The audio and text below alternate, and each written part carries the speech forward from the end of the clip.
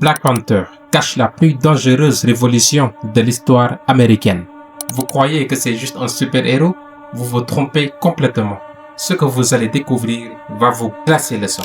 L'Amérique brûle de haine raciale. Deux jeunes noirs, Wayne Newton et Bobby Seale, créent quelque chose d'inédit. Le Black Panther Party. Pas un gang, une machine de guerre sociale. Il soigne les malades. Il protège les familles des violences policières. Sauf que le FBI les surveille. J. Edgar Hoover tremble. Pourquoi? Parce que ces panthères noires réveillent un peuple entier.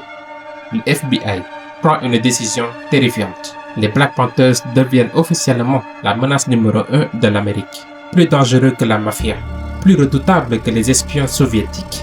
Résultat, des opérations secrètes, des assassinats en pleine nuit. Fred Hampton, 21 ans, leader charismatique, abattu dans son sommeil par la police.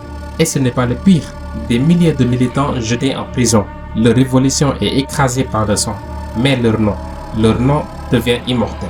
Au même moment, Stan Lee et Jack Kirby créent un héros, pas n'importe lequel. Le premier super-héros noir de l'histoire des comics. Son nom, Black Panther. Coïncidence? Impossible. Ce héros incarne tout ce que l'Amérique refuse. Une Afrique puissante, moderne, invincible. Wakanda n'est pas colonisé. Wakanda n'a jamais été esclave.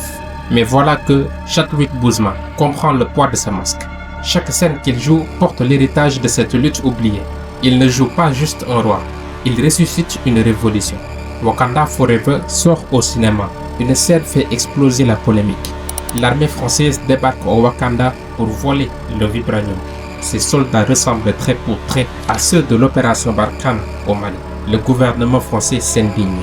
Le ministre des Armées crie au mensonge. Vous croyez que c'est fini? Pas du tout. Cette fiction réveille des plaies béantes. Elle expose ce qu'on ne veut pas voir, les nouvelles formes de colonialisme. Un simple film de super-héros devient une bombe politique. Alors, la prochaine fois que tu vois ce costume noir, souviens-toi, tu ne regardes pas un super-héros. Tu regardes l'histoire qu'on a voulu effacer. Tu regardes une révolution qui refuse de mourir. Et ça change tout.